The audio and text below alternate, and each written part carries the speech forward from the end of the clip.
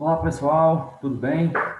Estamos de volta aqui para mais uma aula da nossa disciplina de energias renováveis, beleza? E hoje eu quero falar com vocês um pouquinho sobre o seguinte tema: desenvolvimento sustentável.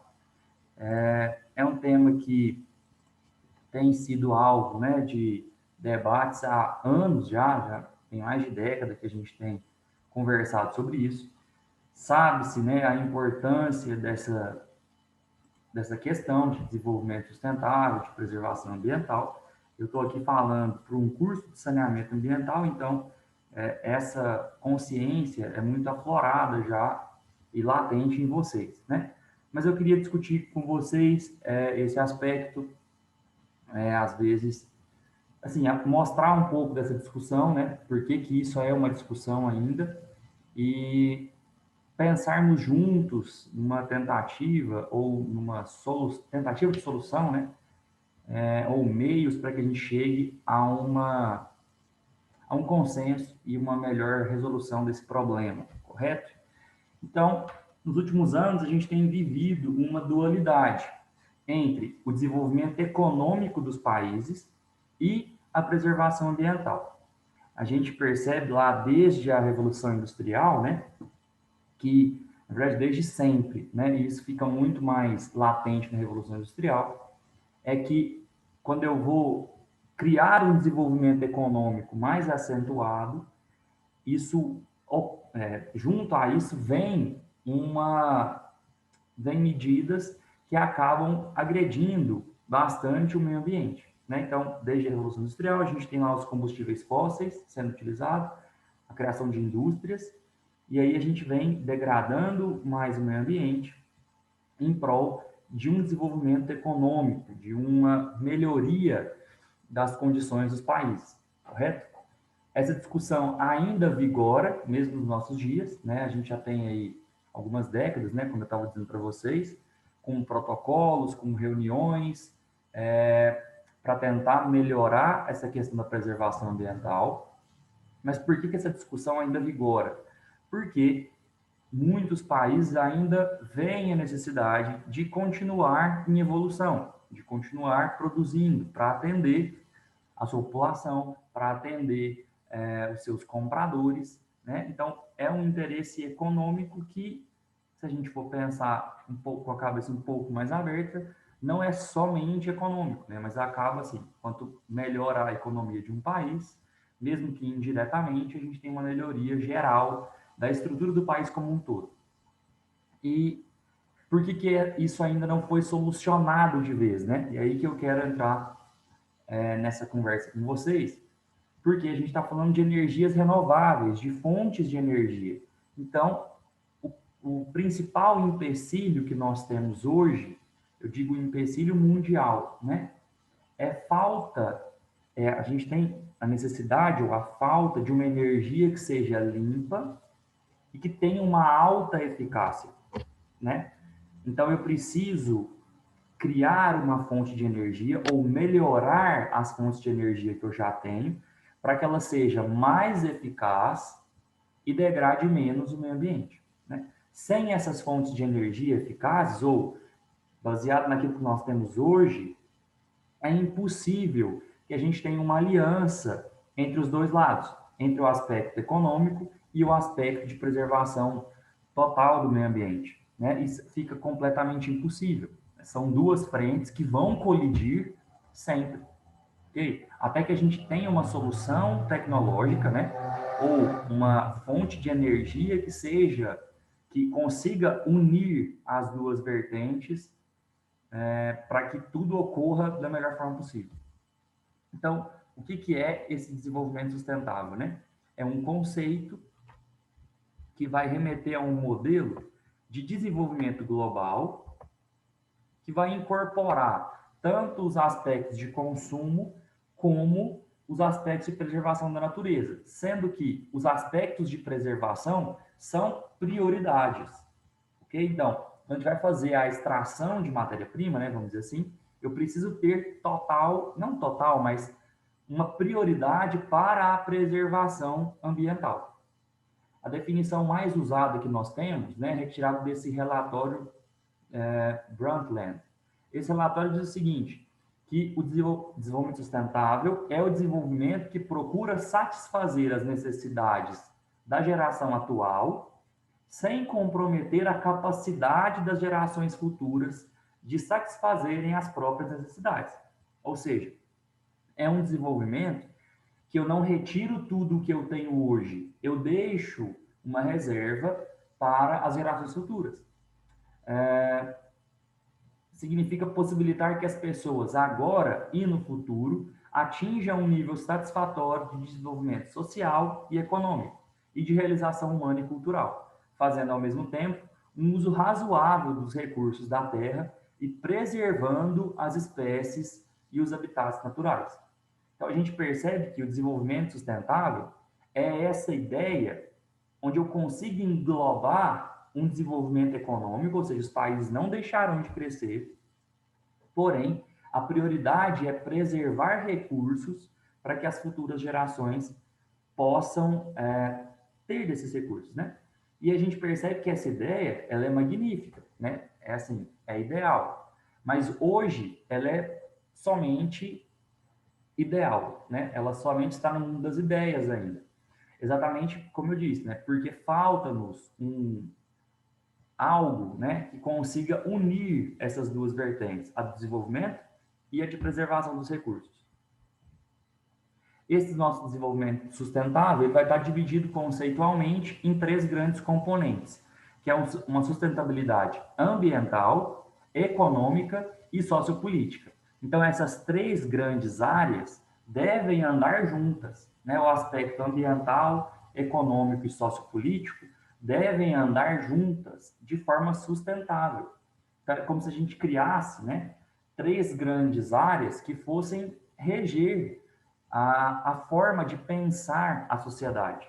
Okay? Então, eu preciso ter o aspecto econômico? É evidente que sim, né? É evidente que sim. A gente vive num mundo que depende de capital, de tecnologia, ok? E isso não deve mudar. Só que eu preciso ter também uma prioridade, uma preocupação em agir dentro dessa economia, conseguir os recursos que eu preciso, os recursos financeiros que eu preciso, sem que eu não tenha que destruir todos os meus recursos naturais. E eu tenho que ter uma sustentabilidade sociopolítica para que eu consiga fazer com que a sociedade inteira seja beneficiada pelos dois outros aspectos, para que eu consiga reger os outros dois aspectos. Okay? Quais os objetivos, né? As marcas, vamos dizer assim, a propaganda que nós temos acerca do desenvolvimento sustentável. Tem lá 17 itens, né? Achei essa artezinha na internet, que vai ilustrar para a gente o seguinte: 17 tópicos, entre eles, né? A erradicação da pobreza, fome zero e agricultura sustentável, saúde e bem-estar, educação de qualidade, igualdade de gênero, água potável, energia limpa, trabalho decente e crescimento econômico, indústria, inovação e infraestrutura, redução de desigualdades, cidades e comunidades sustentáveis, consumo e produção responsáveis, ação contra a mudança global do clima, vida na água, vida terrestre, paz, justiça e instituições eficazes, parcerias e meios de implementação. Então, se a gente for analisar cada uma desses 17 pontos, né, desses objetivos, a gente percebe muito bem aquelas três esferas do slide anterior. A gente vê algumas esferas, né? Alguns desses pontos que estão diretamente ligados à questão econômica, como, por exemplo, erradicação da pobreza. Como é que eu vou fazer isso? Tendo mais dinheiro. Fome zero, como é que eu vou fazer para a pessoa deixar de ter fome? Eu vou investir o recurso nela, né? Eu vou dar o recurso para ela. Saúde, educação, eu tenho isso a partir do recurso econômico, né? Trabalho crescente, indústria, infraestrutura, comunidades sustentáveis, tudo isso está dentro de um conceito que eu consigo chegar a partir do desenvolvimento econômico.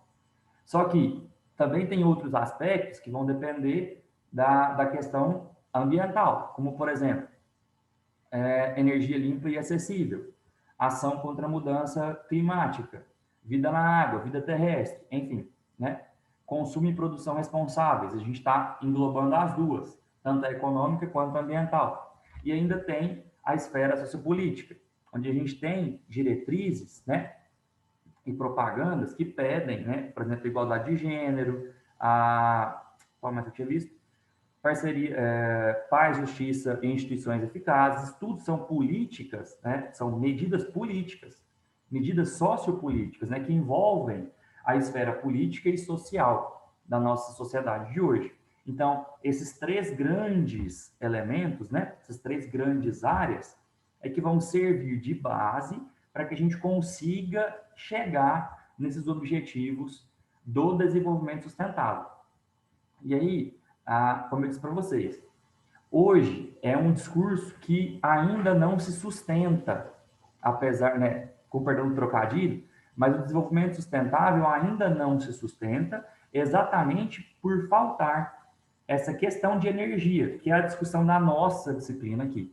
A parte de energias renováveis, energias limpas, né? Então, para que eu chegue, perdão, até esse ponto do desenvolvimento sustentável e consiga alcançar pelo menos a maior parte desses objetivos, do que eu vou precisar? Eu vou precisar de tecnologia, né? De fontes de energia, ok? Então, a ideia de desenvolvimento sustentável, ela tenta definir limites para a degradação ambiental. Olha só, a gente pode continuar evoluindo economicamente, desde que a gente mantenha a degradação até esse patamar. Porque a gente tem somente esse recurso para essa geração, vamos dizer assim, né? O que vai implicar em uma limitação da capacidade de crescimento em alguns países. Como, por exemplo, se a gente precisa, né? Eu tenho lá, vou imaginar o seguinte, eu tenho uma área e eu quero fazer uma indústria nela. A primeira coisa que eu preciso é tirar a vegetação. Então, para começar, eu já preciso degradar o meio ambiente, ok? Então, aí é que está a grande discussão entre essas duas vertentes. Porque, de um lado, a gente vê, vamos dividir a sociedade, né? Mas vamos pensar o seguinte, de lado eu tenho um grupo que fala, olha, a gente precisa criar essas ferramentas econômicas. Não é possível que a nossa sociedade mantenha o patamar de qualidade que a gente tem sem que a gente continue evoluindo economicamente. Essas pessoas estão erradas? Não, elas não estão. Realmente, para que um país consiga manter o nível de qualidade de vida que ele tem ou melhorar esse nível, é preciso que ele tenha mais dinheiro, é preciso que ele invista mais em setores da economia. Ao mesmo tempo, o outro grupo diz o seguinte: poxa, mas você não pode, você tem que preservar o meio ambiente. Você não pode degradar todos os recursos que nós temos. E esse grupo está errado? Também não. Entende? Aí é que mora a grande questão desse embate. Porque os dois lados têm pontos corretos e incorretos. Os dois lados estão pensando a partir, estão pensando no melhor, né? Só que de pontos de vista distintos, às vezes, muitas vezes até opostos, né? Então a gente tem um lado, a pessoa fala, poxa, mas a gente tem que preservar, a gente não pode desmatar, a gente não pode tirar essa vegetação daí. Chegando lá no meu exemplo, né? Da questão que eu tenho uma área, vou desmatar para fazer uma indústria. Então, um grupo tá ali, né? Não, essa área tem que manter preservada, você não pode tirar ela dali. Enquanto o outro grupo tá, mas eu preciso dessa área para conseguir criar um recurso financeiro maior, para que eu consiga empregar mais pessoas, para que eu consiga sustentar mais famílias, enfim. Então, os dois aspectos são coerentes, né? E como eu disse para vocês, se a gente mantiver a tecnologia e as fontes de energia que nós temos hoje, nós não chegaremos a um consenso. Jamais. Jamais. A não ser que a gente chegue...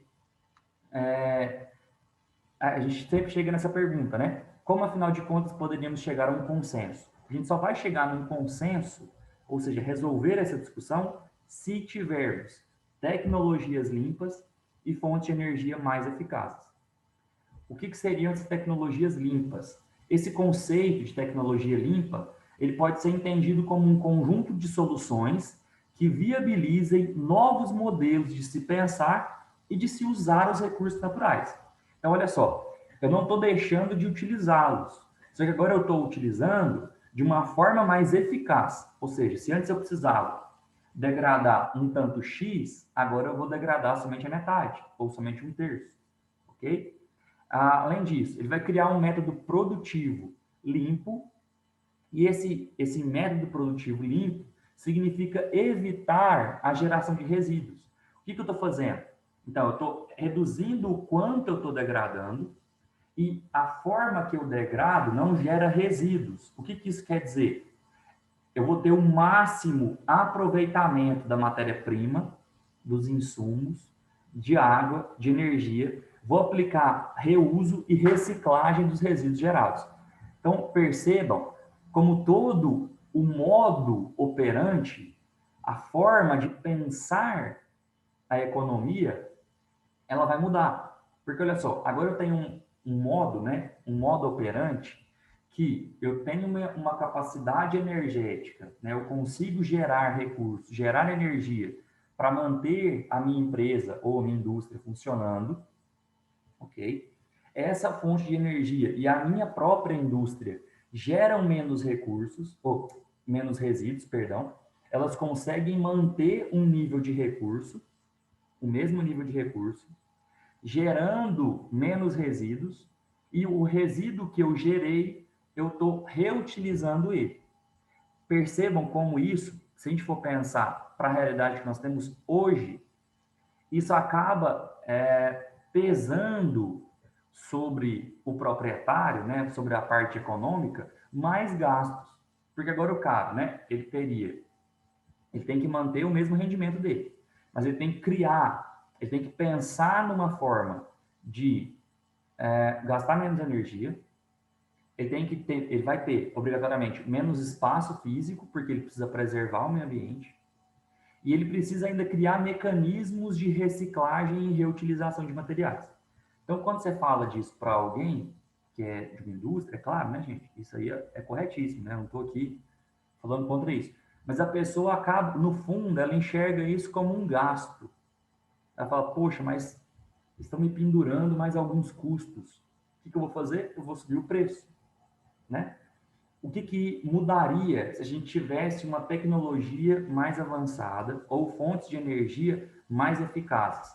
O custo desse cara de produção iria abaixar. Se o custo dele abaixa, ele conseguiria arcar com esse custo ambiental, vamos dizer assim, entre aspas, né? Que não é um custo, a gente sabe, é um investimento e tudo mais. Mas vamos na cabeça, assim, pensando bem friamente, né? Então, como é o meu custo de produção, por ter uma energia mais barata, por ter uma energia limpa, o meu custo de produção abaixaria. Meu custo de produção estando mais baixo, eu tenho uma margem de lucro um pouco maior. E eu conseguiria abraçar essas causas ambientais sem tanta dor, vamos dizer assim, né? Sem ter que despender da minha margem de lucro, que já não é tão grande assim, ok? Então, o investimento em tecnologias limpas, o investimento em baratear essas tecnologias, em ampliar a eficácia das nossas fontes de energia, é que vão, no futuro, garantir que haja uma conciliação entre as duas vertentes, ok? Alguns pontos, né, que a gente precisa analisar. Eu preciso produzir energia suficiente para continuar abastecendo o país sem aumentar a poluição em grande escala. Isso é para hoje, né? Eu preciso pensar numa forma de resolver isso. Outro ponto, eu preciso aumentar a produtividade dos países. Os países que estão em desenvolvimento, por exemplo, ou subdesenvolvidos, eles precisam aumentar a produtividade para cumprir aqueles objetivos lá, aqueles 17 objetivos. Então, eles precisam crescer. Eu preciso aliar esse aumento de produtividade com um método, com um modo produtivo que consuma menos matéria-prima natural. Além disso, eu preciso aumentar a tecnologia empregada. Por quê? Agora eu tenho menos espaço, eu tenho menos recurso, eu preciso, assim, eu tenho que colocar menos gente para trabalhar, de forma que com menor espaço seja possível ampliar a produção. É o caso que a gente tem, por exemplo, na agricultura, né, que move a nossa região. O investimento brasileiro, por exemplo, na nossa região, em tecnologia, é altíssimo. Por quê? O pessoal, os agricultores não podem mais sair explorando plantar em todas as áreas que eles têm. Eles precisam reservar uma parte para preservação ambiental, né? Então, ele precisa, daquele espaço fixo que ele já possui, produzir o máximo que ele pode. Então, o investimento em tecnologia tem que ser maciço, ok? Além disso, eu preciso, né, disseminar tecnologia para que os avanços sejam simultâneos e relevantes em todos os países.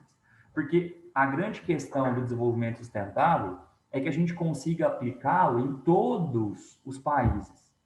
É que todo mundo esteja comprometido com a causa ambiental.